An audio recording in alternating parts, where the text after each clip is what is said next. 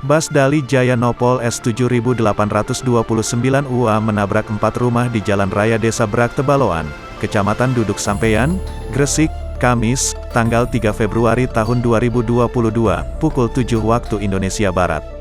Tidak ada korban jiwa dalam kecelakaan bus jurusan Bojonegoro Surabaya ini.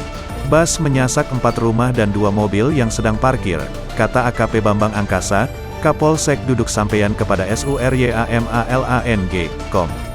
Warga menduga sopir bus, Muhammad Irfan, 33, mengendarai bus secara ugal-ugalan.